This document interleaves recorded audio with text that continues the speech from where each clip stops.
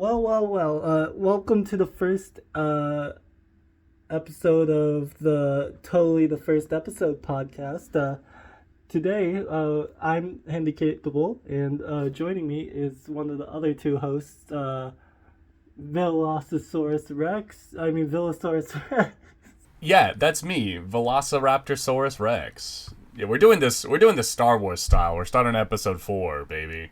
No, this is totally the first one. Our other host, Oysters, sadly once again, for the first time, died of G Fuel poisoning. Yeah, you have a kid, you get married, and you buy G Fuel, and all of a sudden you don't have time to record a podcast with the bros. Jeez, what, you gotta file your taxes and pay your mortgage? Big whoop. Big whoop, man. Can't even give us the G Fuel update. What was the flavor that he got? The Naruto miso ramen? He still hasn't told us. He said that he was saving that as a topic and was gonna drink it on video for us, and then he's not been able to show up ever since. Just throwing that out there. I think that it's so good or so bad that he's afraid. It's I don't know how to comprehend the miso ramen. And he has the soda stream. So just imagine the sparkling miso G Fuel. Listen. I can't drink G Fuel, right? But I ordered G Fuel just the other day. The commemorative occasion. Yes, the Attack on Titan green citrus tea G Fuel. Oh yeah, what did they call it? Spinal fluid? That's actually a pretty metal name. Yeah. I'm really hyped for that, and if I die drinking it, that's not my problem at that point, but I'm excited for that. Oh man, speaking of collectibles, since our prequel podcast where we first started talking about Tears of the Kingdom, I've collected so many Link amiibos and just Legend of Zelda amiibos in general. And at the latest Nintendo Direct, they announced a Zelda one and a Ganon one coming out on the holiday season, and I know both of us are gonna go in on those. It's gonna be insane. Indeed, but I'm sort of concerned about the memes that are gonna come out of the Ganon one, to be quite frank with you. Dude, freaking, yeah. I finished Tears of the Kingdom, as you know, and as soon as I saw Rehydrated Ganon in person, I was like, people are gonna freak out. We've known this for a while, but I've kept myself from looking at community creations just on the off chance that I could get spoiled, and now the floodgates are open, and I'm so many, he might be rehydrated, but there's still plenty of thirst posts out there. Listen. All I'm saying is when the Rehydrated Ganon amiibo releases, mason jar sales are gonna skyrocket. People are gonna go to hospitals. But Jesus, Tears of the Kingdom, that was a thing. Dude, it was a thing and is a thing and probably will forever be a thing for the rest of my life. We're both going for the 100%, right? Yes, yeah, I'm at 200 hours in, and I'm at 72%, give or take. Oh yeah, we forgot to mention the date, but it is June 22nd, 2023. I finished the game, today's Thursday. I literally finished it on Monday, and I've still been playing it ever since. There's just so much to do. I have not touched that much of the village stuff. I finished around, my main measurement of progress in the game was shrines, so I finished around 113 shrines, I think, and you said that you finished pretty early, right? I finished the shrines pretty early, yeah. I wanted to max out. I was looking for those nonstop. Light roots helped a lot. Oh yeah, and some of them, I'm glad that the radar this time around tells you oh, it's above you or below you. Yeah. Whenever I have to go into a cave or find a cave entrance, though, Jesus Christ. Yeah, there were so many in Breath of the Wild where it's telling me it's around here, but it doesn't tell you if it's above or below, so it's okay, I probably have to find a cave around, but man. Breath of the Wild didn't have caves, though. Really? I'm pretty sure they had at least a few, because I remember there's one in the Rito place, or some kind of snowy mountain where it was under something. I can't remember exactly. They definitely had little alcoves though, because there were some behind waterfalls in classic video game fashion. Yeah, we can save that for later. Yeah. I don't want to spoil people on Tears of the Kingdom for those that haven't completed it. Pretty damn good game. We'll get back to that. Oh yeah, God, you could study that game for like years. Like you could take an entire class on it because it's such a master in like game design. And I will say there are some things that are more heavily handed like direction wise, but other than that, it's like so subtle but so great that you can discover things on your own without the need of looking things up.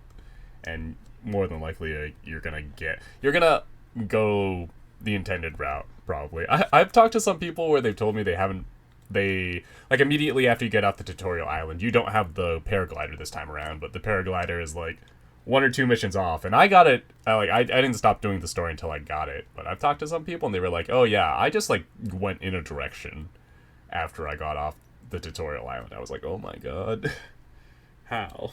Why would you do that to yourself? I mean, it's open world Zelda. You can do whatever you want. That is true. Yeah, as someone who works in the game dev industry, like, did you notice anything that like a layman, like a mere hobbyist like me, might not have appreciated the subtlety of? I'm just amazed it works. I'm just amazed the game works. But yeah. Oh yeah, dude, the physics engine is like insane, right? Like fusing things together with Ultra Hand and being able to link things and create complex machines in like Tears of the Kingdom, like make your own car with suspension, like make your own little simple mechanical mechanisms. And one recent discovery that I saw is that people discovered that if you hit the crystals that you can stick into walls, if you hit those with a laser, they produce a musical note. So of course, the first thing that people did was make Megalovania in Tears of the Kingdom. By the way, speaking of Megalovania, just something I want to point out. I saw on Twitter the other day, like, Toby Fox is just on a bunch of side quests right now. Did you see what I'm about to mention? Are you talking about his We Bare Bears cameo? Yeah, he was on We Bare Bears. What's he doing? He's just vibing. Yeah, that's a show that's like super popular. When I visited the Philippines a few years ago, it was really, really popular in Asia. We Bare Bears started airing when I was in high school. For real? I can believe that, I suppose. Yeah, I mean, high school for me ended 4 years ago, though, so the fact that that's still going is like, what the hell? I mean, this is like the prequel show. And oh, there's a prequel show. Yeah, because the Toby Fox appearances when they're, what do you call it? Bear cubs, right? Yeah, and, God, as a quick side note, The Amazing World of Gumball is getting a season 7. And it's continuing the show. Yeah, which kind of blows my mind as well, because that was when I was in high school, and I was in high school, let's see, 2023, 2015, 8 years ago. Yeah, don't make the joke. 5 years older than me. That I already feel old enough. I don't know how I feel about 5 years older, man. How do you do it? I drink plenty of water. That's how. A lot of ibuprofen whenever you get up in the morning, roll out of bed the wrong way. Yeah, I just crack all my bones at the start of the day, so that way no one hears them. By the way, here's your reminder to crack your fingers if you forgot. I wonder if my microphone could pick that up. Yeah, it definitely does. I don't know if you heard this, but my parents all the time told me that causes arthritis. I still don't know if that's true or not to this day. It's very much not true, because there was a professor who researched it, and his method was that he only cracked the knuckles in his left hand, I believe, and it didn't have it didn't develop arthritis later on in life. So how does it feel to be in Star Wars right now? Because, surprise, not the actual first episode we recorded, and totally not my fault that 3 episodes are currently lost in space-time. Yeah, I mean, do you want to give the context behind that? You've had a lot of changes in your life since... Oh God, when was it? Was it... Yeah, it must have been May, because that's when... Yeah. So, hold on, let me think. Oh God, I need to open my Twitter to see when I sent the DMs. Oh God. Twitter.com. Yeah, because that was at least, about a month ago, because obviously our last episode was around when Tears came out, which was May 12th. I'll forever remember that date. Oh, yeah. So, while I'm loading this up, so quite a while back, I'll find the exact date in a second. I wanted to do a podcast with some friends, and I didn't know who at the time, and then I was like, hey, Rex is pretty cool, but I have never interacted with him off stream. So I think, I actually have interacted with you off stream as I look back in Twitter DMs back before starting to talk about this. Oh, yeah. Definitely, I think it started around, when we were both playing Omori, because... Yeah. I literally would just send, hold on, Omori spoiler, Mari stare memes to you all the time. Yeah, and update me on... God, I still regret not picking up Omori plushie, like a Sunny and Basil plushie, while they were there, but, next time. God, Omocat turned into a VTuber. Well, I don't really know what the terminology is. It's like a debut, a VTuber debut, I believe. So, good on them. Okay, it was March 4th. I messaged you, hey, dumb question. Would you like to do a podcast? LMAO. And you were like, sounds like a great idea, not a dumb question. And you were like, anybody else? And I was like, I want one other person. So it's just not the two of us, but lo and behold. Look where we are. Look where we are. So we got Logan as well. And then the first time we actually recorded... Oh, God. Let me do the math on this. It was a week before May 12th. Hold on. No, the first time we recorded was Resi 4, right? Yeah. The first episode recorded was a week before RE4 Remake released. And then we recorded bi-weekly.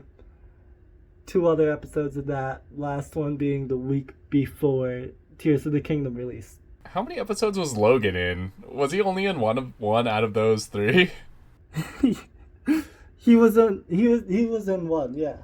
But the whole context of why those have not surfaced yet is, one, I was busy with work all the time and stuff, and I was editing, and 2, I was in the process of moving, and luckily I took my hard drive and my SSDs out of my PC before shipping it, so I technically have the episodes, but my PC got lost in transit. So sometime the lost files of this podcast will... They will emerge. Yes, they will rise from the dead. Yeah. Evil Dead, to be precise, with Pablo. Isn't the newest one Evil Dead Rise? Oh, set me up for the joke and I failed. But yeah, I think there was the RE4 plus some other stuff episode. There's the pre Tears of the Kingdom episode. Yeah. Wait, we called that one the Trump Indictment Podcast episode. Oh yeah, which is pretty funny. Then the second episode we called Logan is a Loser, because it was the first time Logan couldn't show up. And we just talked about Omori for an hour and a half. And the third episode we called I think it was Hyrule Podcast or something. And once again, Logan couldn't make it, so we just talked about what we wanted from Tears of the Kingdom for an hour and a half. But yeah, those exist somewhere. But they will come out. Don't worry. I'll sound a lot younger and sprier a few months ago than I am today. Back when you had dreams and aspirations. Yeah, back when life didn't crush me down into a someone who just can only enjoy Tears of the Kingdom. That game broke me. A fun drinking game. Every time we mention Tears of the Kingdom, just take a shot and see if you make it to the end of the episode. I would die. I think I would make it close to the end, but I'd die. But what was your whole thought when I first asked you to do this? God, my thought was, so I do listen to podcasts. I listen to like a few tabletop ones. I listened to a one video game one, and I listened to just like random ones about like God, I'm trying to remember. I learned about it through a Netflix show. It was The Midnight Gospel, and I forgot what the name of the actual podcast is. I'd have to look it up, but I started listening to that, and it's like a lot of like weird guests and like thoughts about mindfulness and kind of human psychology. But the person themselves isn't a psychologist, but they invite a lot of experts onto the show. So, anyways, aside from that, I was like, you know what? I think we could do it. I think Handi is capable, and so am I. So us plus a group plus one or two other people, we can make something happen, right? And then it hasn't. But I want to try to get this out, just so Bear, if you listen to this, because I know you've been asking in Rex's chat. Oh my God, yeah, Bear Teddington. Shout out to Bear Teddington in chat for keeping us on our toes and always reminding us, like, yes, this does in fact exist. God, if only I had someone like that to pester me for each of my other projects. But I digress. Hey, when's the video essay coming out? Oh my God, I was hoping you actually didn't know that. Well, okay, so I enjoy things in like spurts, right? And Scarlet Hollow was probably my obsession towards the end of last year and the beginning of this year. And I wrote the script for the whole thing, right? And the hard part came, which is getting the audio visuals done. So like what people hear and what people see. And I stopped and storyboarded it because I actually have to record things. But it's slowly happening. Because that game isn't fully out yet. It's in early access. 4 out of 7 episodes, I believe, are out right now, with the 5th one coming out later this year. So my goal is just release it before the 5th episode comes out. Which, judging by Black Tabby Games' updates, I'll be fine. I don't think I'm going to miss out on relevancy. I'll laugh if they release it just before you finish the actual essay. Dude, that would make me sad, because I would legit have to like play episode 5 and then like add everything to the script, because I know that one's gonna be a game changer, because the episodes just keep getting more and more intense. So yeah, everyone play Scarlet Hollow. Let's talk about Spider Fever though. I just slammed my desk, so that's how much I care about it. So Spider Fever? What do you mean, man? Spider Fever? Friggin' Across the Spiderverse, baby, came out a couple weeks ago, I believe, and that movie has been living in my head ever since I watched it for the first time, and I want to watch it a second time, and I want to watch it a third time even. That's how good it is. That movie is just like such a visual masterpiece, and it's just a great example of what a movie is capable of. Like, it tells you a story, and the visuals like add to it as well, because it's not just like you're playing Pixar like static shots or like the occasional like wonderful scene. Like, every frame in that movie is a piece of art, and that is not any kind of exaggeration. Listen, all I know is Miguel O'Hara and the Spot may be walking red flags, okay? Is that why you're into them? That's why everyone's like, ooh. I didn't expect people to thirst for Spot, but I shouldn't be surprised. But if I see Oscar Isaac as Spider-Man... That's what I'm saying, dude's killing it. It feels like there's a new Across the Spider-Verse meme like every week, and the one for this week is like, oh, I created you, and you created me. Spider-Man, why'd you create that guy? Why did you RDM Spider-Man? I did not! Why did you RDM me, Spider-Man? I followed you, and you didn't follow me. Why didn't you follow that guy, Spider-Man? But I think my favorite meme so far is the Miguel O'Hara theme, just saying, I cannot interfere, this is a canon event. Canon event. Yeah. Oh, and just, I feel like memes move so fast nowadays, right? Like, back in early 2000s, like, a meme would probably last, like, a month or two. and these days, like, memes don't even last a week, it feels like. Listen, the first meme I actually remember, which was around for like almost a whole year from how rare new ones would come out, was either the car crash jump scare YouTube video. Oh, the one where it's like the car driving down the hill and then like the zombie pops up. Yeah.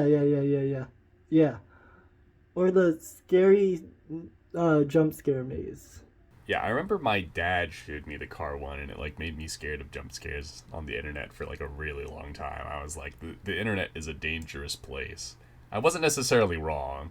But back to Spider-Man. I did not know it was going to be a two-parter. They first advertised it as a two-parter, then they changed the second movie's name to Beyond the Spider-Verse.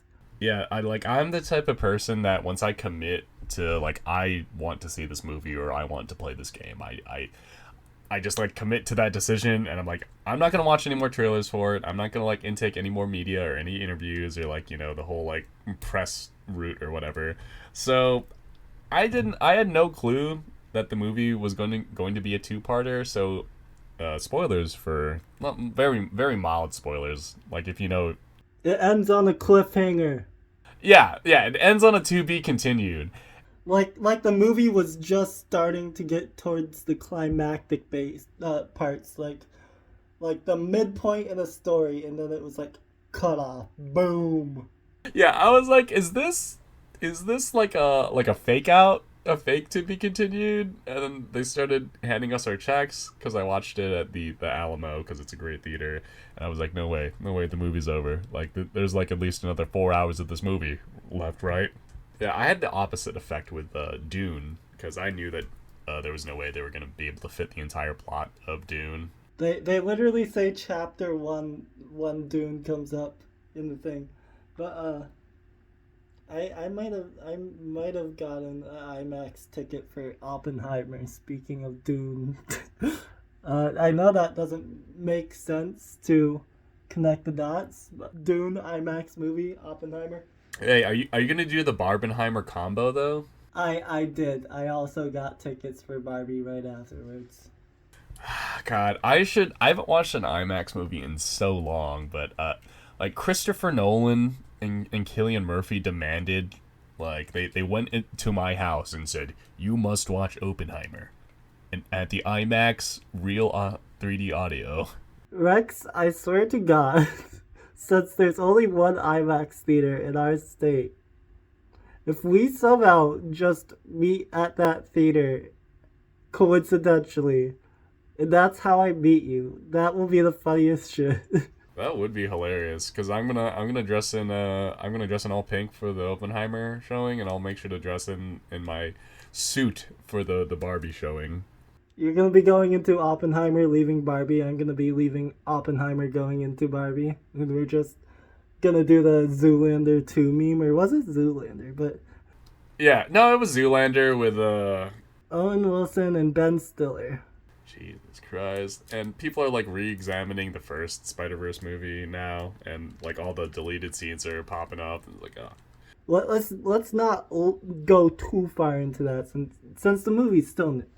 I don't want to spoil it, but there is worth the rewatch to understand new aspects of the film after seeing Across the Spider-Verse. I will say that. I've been a Spider-Man fan for so long, and like, unlike being, I suppose, like a DC fan, or just like, I guess like in general Marvel people have been eating good, but like Spider-Man fans have always been doing well. Like, there's always been Spider-Man games, there's always been Spider-Man movies. Spider-Man #1 hero. Yeah, and then everyone just knows Spider-Man. Like, there's a reason why Sony just bought Spider-Man from Marvel back in the day instead of like buying the whole cast and crew. Wasn't it for like $10 million or something? Yeah, like they had the opportunity to buy the whole franchise, but they didn't do it. I was like, they were like, yeah, I just want Spider-Man. Get me pictures of Spider-Man. Yeah, and it reminds me of my first experience with Miguel O'Hara was, what was the game called? Fractured Dimensions? Edge of Time. Edge of Shattered Dimensions. Edge of Time and Shattered Dimensions. Those were like connected games, but I know what you're talking about. Yeah, Shattered Dimension. Yeah, the two crossover games. I had them on the DS. You had it on DS? Yeah, why do you have so many games on the DS? Like, Listen, I was a DS kid, man. well, we can quickly mention that you bought, what was it, Battle for Volcano Island? Volcano Island, yes. We made Logan turn one of his streams into watching old gameplay videos based off me talking about Volcano Island. And man, I love those games. Yeah, the people think the Avengers Endgame was like the ultimate crossover. Let me tell you about Jimmy Timmy Power Hour. Yeah, let me tell you about these Danny Phantom, SpongeBob, Timmy Turner, and who was the fourth one? Jimmy Neutron, all in the same room. You don't even know. Don't even know what a crossover is. Everyone announces their stuff over the summer, like video game wise, right? Like Key 3, people are calling it everyone's favorite video game. What would you call him? Like Jeff Keighley, like an influencer, like Jeff Keighley is just Jeff Keighley. He is a god among men. Hey, he's one of a kind. So yeah, tons of announcements. I will say, Nintendo Direct once again, bad. The last year was the only good Nintendo Direct in forever, and I will tell you why. Only Nintendo Directs that include Golden Sun are good. Anything else, dog shit. Bad. Okay, I thought you were serious for a second. Because I was like, this is probably one of the better Nintendo Directs they've had in a while. I hated how much Mario was in it. I won't lie. I'm surprised they didn't just advertise it as a Mario Direct, right? I will also say, I hated the fact that not even the consideration of remaking Luigi's Mansion, but remaking Luigi's Mansion Dark Moon first. Is it called Dark Moon? For some reason... No, I'm thinking about the Transformers movies called Dark of the Moon. Dark Side of the Moon is what it was called, and it was like the first Autobot that existed that was Optimus Prime's master, was on the dark side of the moon. The military found him, and he goes insane and is like, "We must kill all humans, Optimus." This isn't you.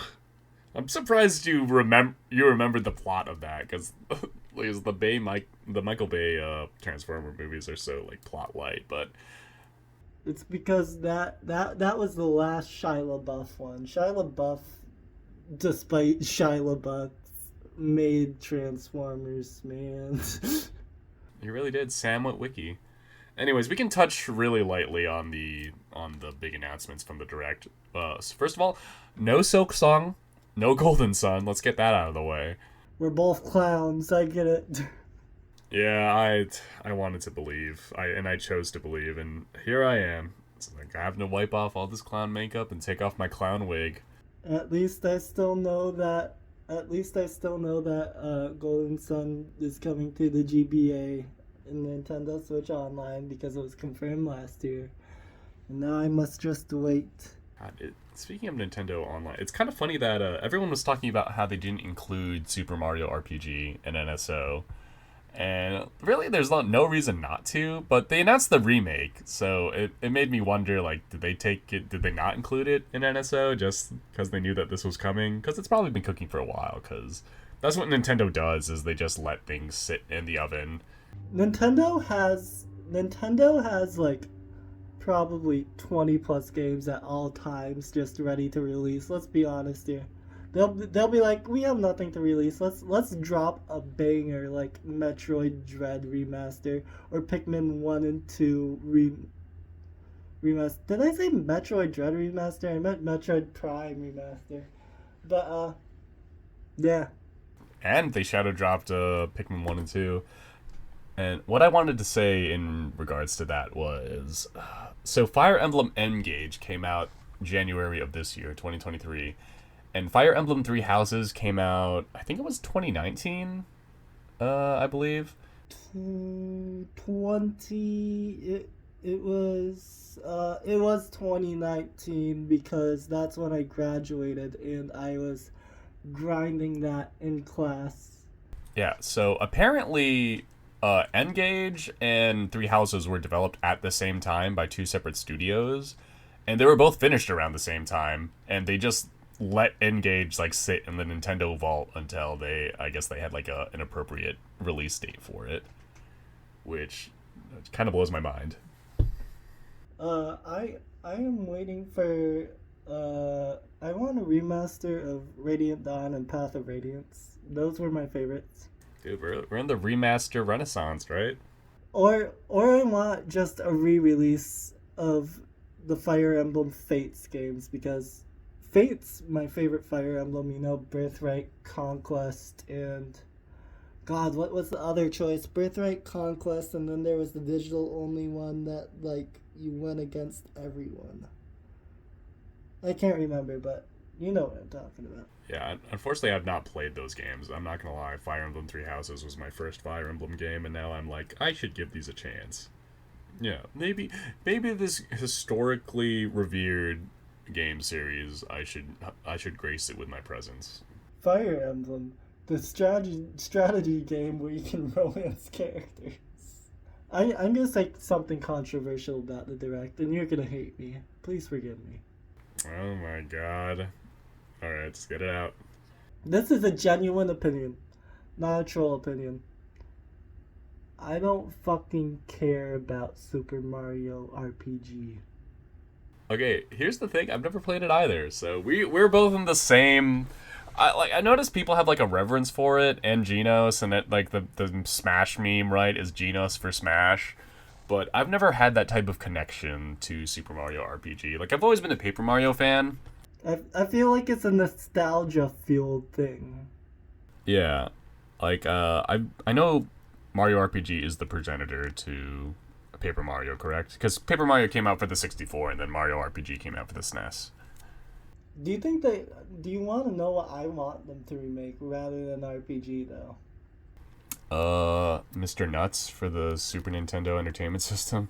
1,000-Year Door. You know, that's the other rumor floating around, right? Is the 1,000-Year Door remake. Yeah, because, like, really any game that's, like, stuck on the GameCube or stuck on, like, the Wii/Wii U, there's no reason for them to not... Yeah, there's no reason for them not to port them, especially now that they've shut down the store. Which makes me really sad. But, hey. There's always the next big thing, right? And, well, what else did they announce at the Direct? Oh yeah, Mario. They announced like a Peach game, like a 2.5D Peach game. But they didn't say enough of that to like say what it was. There was also the new 2D Mario. Yeah, Mario Wonder. Yeah, I'm kind of sort of excited for it since I always loved the 2D Marios, but I'm gonna miss the new Super Mario Bros. Formula because like seeing all the new stuff, it's like this is gonna be really different. I'm gonna enjoy it, but it's gonna take me a while to not think of new Super Mario Bros. As the way to go. You know, like I'm very excited to accept it. Yeah, because that's been the formula, especially with like 4-player co-op, right? That's been the. It's been the formula since DS. Because I remember New Super Mario Bros. 2 on the DS being my first one. Or it might have just been New Super Mario Bros. But I swear there was a 2 at the end. And then Wii. Was New Super Mario Bros. The one with the giant mushroom?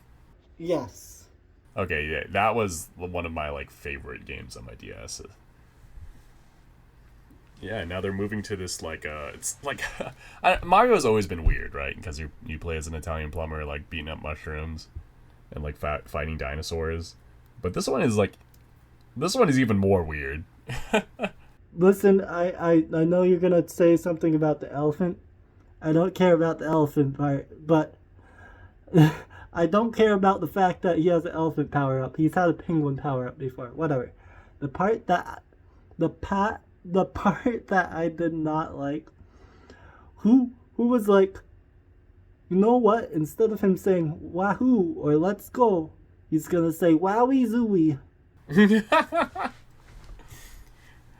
Yeah. What happened to Charles Martinet? He might just be getting too old. Yeah, he can't wahoo like he used to. Like they got to transition to something less intense. Like I kind of feel that. Like when I do like a wahoo, I got to do it from the diaphragm. But when I do like a wowie zooey, it's like okay, all right. What else happened during like Summer Game Fest? Metal Gear Delta, that got announced. Like the Metal Gear Solid 3 remake. Yeah, I'm scared about it without Kojima. Yeah, do we believe in Konami? I don't really believe in Konami anymore. I don't believe in Konami. I haven't believed in Konami in forever.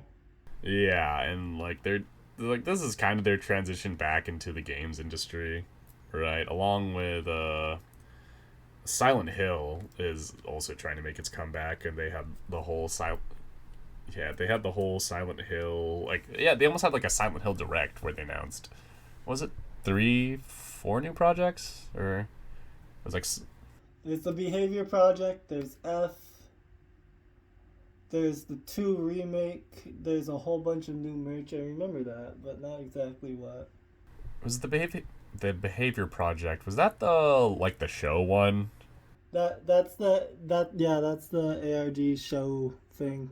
Okay, I actually would like to wait for Logan to talk about that because I have some opinions on it, and I'm sure you do as well. I wouldn't call myself like the biggest Silent Hill fan, but you know when you're a teenager and like you want to be edgy and cool, it's like Silent Hill's just standing right there eyeballing you across the room, and it's like you're so cool. I have no chance of ever talking to you, but I'll admire you from afar. Yeah, I see that town in my dreams. Yeah, Resident Evil's the more friendly one. What else were the edgy teenage games? Silent Hill, Resident Evil, Parasite Eve. Does the Jack Skellington game, the Nightmare Before Christmas game, does that count? No, that's Disney. Wait, actually, yes, it does count. Wait, no, Kingdom Hearts. Kingdom Hearts is totally an edgy kid game. Final Fantasy VII, and also Kingdom Hearts. We got Xehanort, and Sora. FF10's better than FF7. Thank you very much. Ooh, oh. The sound of disgust in your voice. No, I mean I wasn't disgusted. I was just like, huh. Well, I guess that kind of makes sense given that like you're a little younger than me. Like it was basically like everyone in my elementary school thought like, wow, Cloud and Sephiroth, literally the coolest people I know. Are you 27 or 28? I'm 26, thank you. Do you turn 27 this year? No, I turned 26 this year. I was born in 97. Well, old people. Anyways, you're just not with the times, you FF7 brain, you know? To be fair, I do know, like, people used to also talk about Orin, like, on the elementary school playground, and I was like, oh my god, he's so cool. He fights with one hand. And he wears a cool jacket. We can talk about Slayer's X with Logan, but I want to talk about my experience with Hypnospace Outlaw, which is very much inspired by the 90s. And it makes me wonder, like, there's already a nostalgia for, like, 90s internet. And I suppose there's kind of a nostalgia for everything, in a way. I think this nostalgia is more like starting in early 2000s back to, like, late 90s. Because early 90s, from what I have heard from people that actually had internet back then, it was non-existent. Like, early 2000s was the Renaissance, you know? Yeah, I played and finished Hypnospace Outlaw, which is all about the 90s internet aesthetic and, like, GeoCities and people creating their own websites and, like, not quite MySpace, because it was before, like, HTML era, but you could definitely see the, like, how MySpace was, like, what do you say, like a descendant of this type of culture of people just making their own web pages, as opposed to the super focused internet of today, where it's like everyone just has a Twitter account or a Reddit account or a YouTube channel, right? Speaking about MySpace, though, what was your music on MySpace? I used to, yeah, I would listen to, that was super edgy. No, no. What would you put on your page for MySpace for the music when people went on there that would play? Linkin Park. In the end, of course. Oh, okay, that's acceptable. Acceptable. Yeah, and you know what? In the end, it didn't even matter. What? No. I remember speaking about early 2000s internet. This is something I really wanted to talk about. Smosh.com was the thing. Smosh.com was the thing before YouTube, and then it went to YouTube. And I remember watching on Smosh.com and watching Smosh with Ian and Anthony. And I was freaking out this week when they bought back Smosh.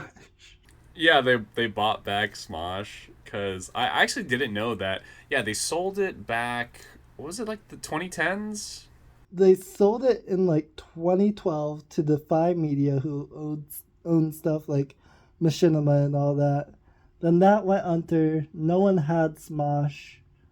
Mythical Entertainment bought it, and then Rhett and Link sold it back. Yeah, and Mythical Entertainment is Rhett and Link, who I used to watch and listen to, and they still do their own thing. They do Good Mythical Morning, I'm pretty sure still, which I used to listen to.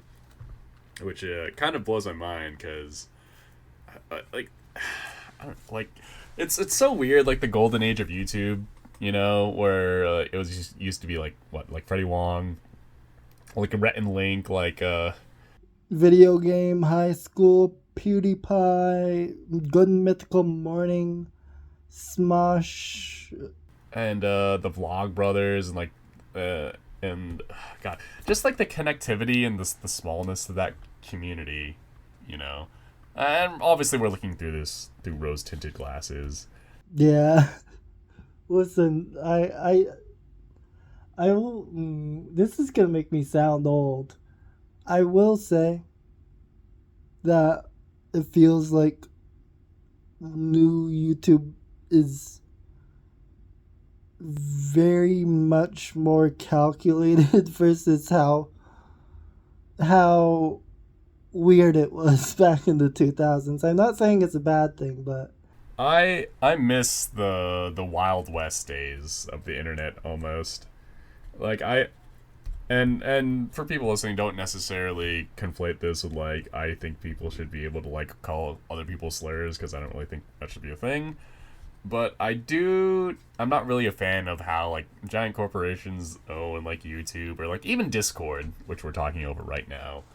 And they'll like make changes that like don't really appeal to the users at all. And we can talk about the Reddit shutdown actually that happened lately, and the whole fiasco with like this has been a continuous like super slow car crash, but like Elon Musk owning Twitter, and that space is definitely like losing people. And it just to loop back around to hypnospace, it makes me long for the days of a decentralized internet, you know, where everyone just kind of had their own like little space that they could customize, and you could just like interact with other people, and you wouldn't have to worry about that many things other than like getting your page like copyright stricken or whatever. back in my days, all I had to worry about was not getting banned on Club Penguin. I don't know. Did you ever play Neopets? No, I was a Webkinz enjoyer. Thank you very much. Neopets, Jesus Christ. What is this? Okay, the reason I mentioned that is because you could, it was one of my first, like, website programming experiences, because you could make your own page for each of your little Neopets, and, like, you could program. You could for MySpace as well. Yeah, and you could program it in HTML, and I have a vivid childhood memory of someone just having a gif of a jump scare on one of their pet pages, and that like scared me so much as a kid that I was like, I never want to go on the internet again. There's too many dangerous things on here. I just had a what's that? What's the memory called? Like deep memory something something. What? Oh, like a core memory? I just unlocked the core memory. I just thought of how in school, in computer lab, back on the brick PCs, I would unironically go to, I don't remember the website's name at this point, uh, the He-Man parody, My He song. I just am getting flashbacks to that. Oh, like the three dumb blondes one where it's like, hey, yeah, yeah, yeah, yeah. Yes, but it was a whole website that had that on loop. I remember that, and I don't know why I'm just like, what the fuck? But I can't get over it. I was gonna say, do you want to talk about tears? We can talk about tears. I know you're fiending for tears. I'm literally fiending for tears. You can mention what you were gonna say, and we can make that like our last little topic. I don't really have much more to share. I don't know what I was talking about. Yeah. So we're both talking about tears right now. So spoilers for Tears of the Kingdom incoming. So if you don't want to listen, if you're still working on it, If you don't want to listen, adios. Envio Conios. We'll see you in a week or two. and for those of you who finished the story at least, this is free reign. Yeah, tears time. Tears time. As we start, I just have to get this out of the way. Okay, so those of you that are still here, and if you're still here and haven't finished the game, this is your own fault. This guy, this Villosaurus Rex guy, this Mr. Chris guy, you know what he did? He went and unlocked the Spirit Temple after only finishing 2 temples in the game. 2. Oh yeah, I just wandered upon it because, like they when you map out that area, there's just like a giant storm cloud there, and I was like, well, obviously I have to explore this. You're supposed to get a certain armor set to go up there and traverse it safely, and you don't get that armor set. Oh really? You didn't even get the armor set? I don't even know what you're talking about. Oh my, there's a whole quest of getting a special Zonai armor set to reach that area. Oh my god. That sounds sick. I have the glider set. Is that what you're talking about? No, it's the Zonai armor set, and it gives you electricity resistance and makes it. Oh, because I was wondering why, like, I had no idea how to clear the clouds out from that island. And, I think my brother told me it's related to Kakariko Village, is that correct? Yeah, you have to go to Kakariko Village. You have to talk to the Zonai researcher there. Go into the ringed ruins there, and you take a screenshot of something, and it tells you a riddle to go to one of the goddess statue areas. You know, the one with all the dragon heads. And you solve a puzzle there, getting 3 different armor set pieces for the Zonai armor, which clears up that island, and then you can go up there, and it's still super electricity, but way easier to traverse. Wow, because I just, like, unequipped all my stuff and just, like, I'm pretty sure I glided, or I probably used a Zonai, like, what's it called? Like a little airship to get over there. And then because I wandered around because I knew there was a shrine there because I could like, see the little thing through the fog, and that's the only reason why I did it. And so I finished the shrine, and then I just wandered around a little more, and I discovered like, there's a heart door here, and I made a mental note of that and just came back when I got enough hearts because I maxed out stamina first. Because why wouldn't you? Stamina is absolutely overpowered. Because you're like in this game, slow mo for the bow is now attached to stamina usage. So, like early game. Well, it was already attached to stamina usage, but now it's a certain percentage instead of always deteriorating while you have it drawn. Oh yeah. That's the more accurate version. Thank you. And so yeah, if you just have a bow, and good at, like, not even, you don't even have to have great accuracy, just like be mildly decent at shooting, and you have max stamina, you can take care of so many things like ridiculously easy, just because you can fire off like 10 arrows before you hit the ground if you just like get a good head start. And anyways, yeah, I did that, and it led me all the way to the depths, and I was like, what's going on here? I thought it was just going to be like a cool like little side quest that ends in me getting a heart, which I wasn't wrong.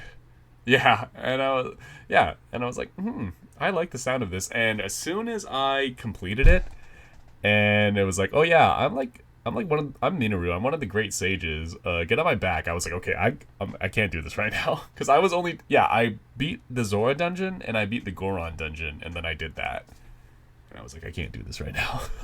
I feel like I'm breaking the rules. I didn't know that area of the depths existed despite having all the light roots. I somehow managed to avoid the actual Zonai Great Sage area. I just walked around it while going for light roots. Yeah, and you want to know something like even like funnier is that so the area that you like assemble Minoru is different than the spirit temple itself, and then separately I was just exploring the depths because I love exploring the depths, and I just found the spirit temple on my own, and I was like, oh my god, I put two and two together. I was like, this is like a whole thing right here. And then I opted to instead do what the game and everyone else was telling me to do and go to Hebra. Go get Toolin, you damn fool, instead of waiting forever. Yeah, and get Tullin, because they're the most useful great sage, hands down. Unibo, second most useful. I hate to admit it. Yeah, I'll gladly admit that. I don't have anything against Unobo. He was a drug dealer to children. Oh my god, yeah, let's talk about that real quick, is that... Every area, natural disaster. Then Death Mountain, drugs. Yeah, it freaking tears up my sides that, like, oh yeah, Zora Kingdom, like, BP oil spill, Hebra, it's, like, super cold, Gerudo Desert, well, to be fair, it's a sandstorm and a zombie invasion, but, yeah, Death Mountain, Goron City, crack epidemic. Because people were talking in the area. It's like, oh yeah, avoid the Gorons with like red eyes, and I was like, are they going to be like enemies? And I started venturing up the mountain, and one of the people was like, oh, I just don't want to do anything but eat marbled rock roast. And I was like, I see the metaphor you're doing here, Nintendo. What evil? Why did Ganon introduce crack into the Goron community? Truly one of the more heinous acts in the game. Indeed. But that was also the most clear this isn't Zelda dungeon of them all, because she literally leads you into a trap multiple times and doesn't explain. And also literally supplies drugs. Yes. And she also like freaking hypnotizes Yunobo into being like a gangster, like, and wear like a sweet like wrestler pimp robe, by the way. I kind of wish he kept that. Also, the fact that he's the hardest boss in the game. Oh yeah, he was pretty... if you don't know what to do, I can understand. Because he... Like, it's pretty hard to, like, hit him in the head, too. Because arrows are surprisingly rare in the game. So, in regards to the region areas, in my experience, probably because it was my first one and I didn't really know what I was doing, is the Zora one probably took me the longest. I was kind of surprised at that. Zora one was the fastest for me. That was also the final one I did before Spirit Temple. Okay, that's fair. Did you do Hebra for... Well, we'll just go at them one at a time and just give our thoughts really quickly. Me first was Zora Temple and Sidon. Some people tell me that they didn't really enjoy that dungeon. I thought it was pretty fun. Like, the mechanic of the bubbles in the air, and I have a weakness for platforming, so I thought it was really cool that you could like glide between waterfalls and use the Zora armor to ascend up, and plus the area's in zero gravity as well, so you can pull off some pretty like crazy moves. like you stay in the air for so long with if you just like do a little if you just climb a pillar and jump off and use your slow-mo bow, so you can kill a lot of things really quickly. But my only criticism is that I don't think Sidon's Sage power is very useful, and I have a overarching criticism of the Sage powers we can get to it at the end. And also, it's probably my least favorite boss out of the 5 temple bosses. I like the boss. I like the platforming, except when you had to do it in the shrines.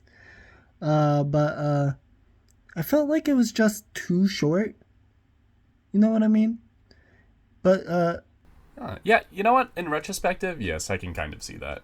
Just because it was my first dungeon, so I was like, I'm not sure what to expect from this. my first dungeon was probably, I haven't seen a lot of people say this was their first dungeon, was the Gerudo dungeon. Well, that is a very interesting first dungeon, because I feel like if you were to go there from the get-go, you would have a really hard time. I did. I did. But I really enjoyed like all the siege prep and all that stuff and the quest line. Oh yeah, I almost wish I wasn't streaming, because I streamed most of it, but that is something that I would spend an absurdly long amount of time in proportion to how much prep you need to do, right? And also the quest line leading up to the dungeon. The dungeon itself, I felt like the mirror puzzles were too easy, but I love the boss fight. My favorite of the boss fights. Oh yes, that I will say Queen Gibdo is probably my favorite boss fight. I don't understand why people say it's a bullshit boss. Just shoot electricity and stay in the light. I'm willing to bet it's the ads. And for people who don't know what ads is, it's additional mobs. But you can easily take care of those by making sure to just shoot electricity straight at the sacks when they first spawn in. And I think, okay, so Riju's power is definitely more useful than Sidon's, and it has the benefit of you can prep it and you don't have to use it immediately, except it takes Riju out of combat, but like sages don't really do that much in combat anyways. So you can just have it on standby, which is nice. They just do the tanking on ads while you focus on the main guy, I feel. Yeah, man, that must have been really hard for you, because Gerudo for me was last. I did it when I only had 4 hearts still while I was still maxing out stamina, so I was one hit to anything. It was so much fun. I don't know how to explain it. But yeah, whoa. Oh, like, unironically, you thought it was fun? Because, not gonna lie, a lot of my beginning experience, especially, like, in the chasm with not a lot of hearts, I enjoyed that very much. Like, it felt harrowing to have to explore, you know? Alright, well, what was your second dungeon, though? I'm trying to think if I want to say anything else about Gerudo. I liked Ryuju's glow up. Oh, yeah, and one more thing is, in regards to the Zora dungeon, it made me laugh that Sidon has a fiance, and like I wonder if Nintendo did that intentionally, you know, to kill the yeah, kill the Link X Sidon community, but I like the obvious workaround is like you have like your like your royal marriage, and then you have your concubine, and then Link is just like the concubine or whatever, and plus. Actually, they didn't take my husband. I still have Link.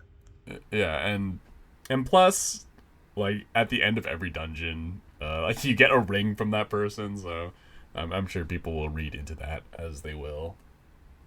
And God, what else?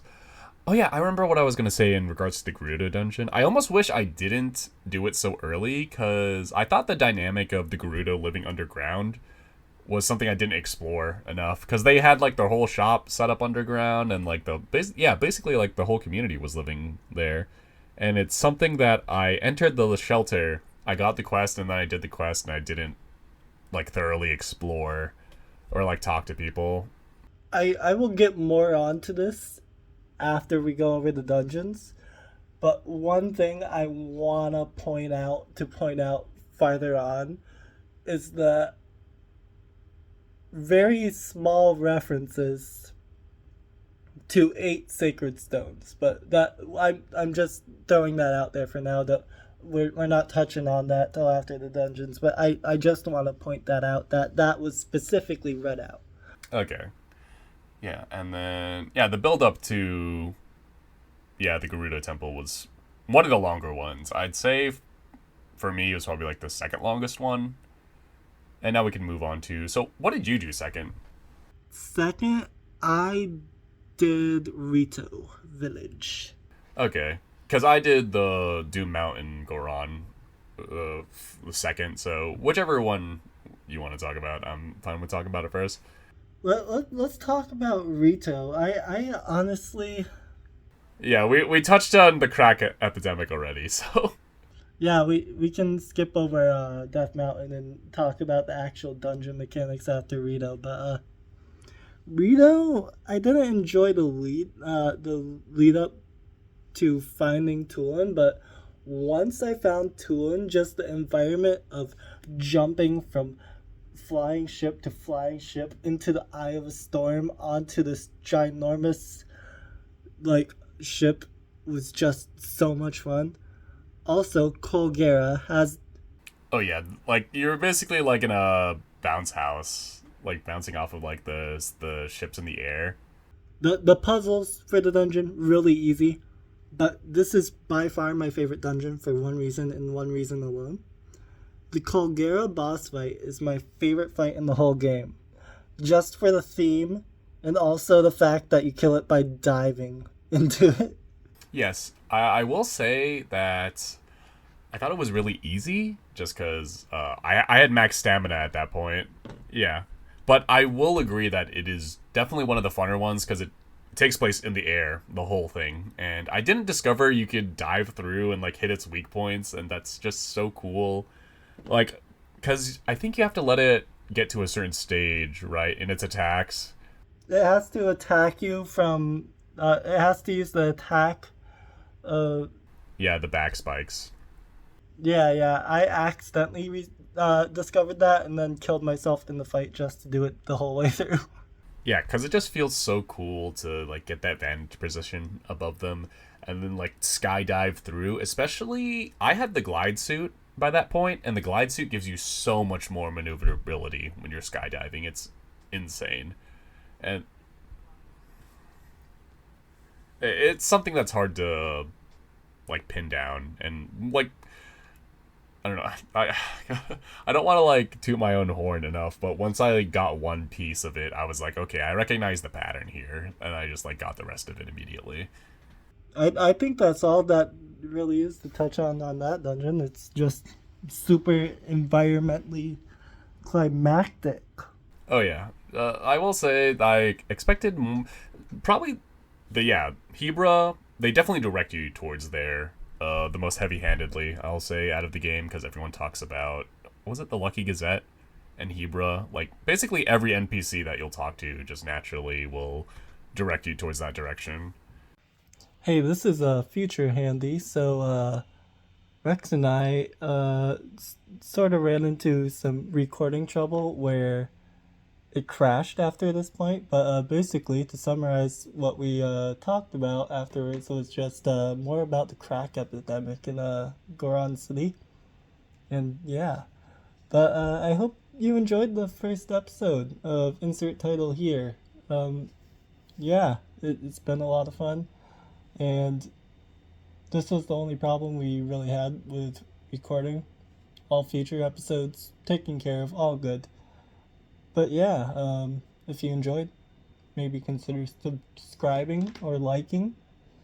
And perhaps tell us what you think about the dungeons in the comments.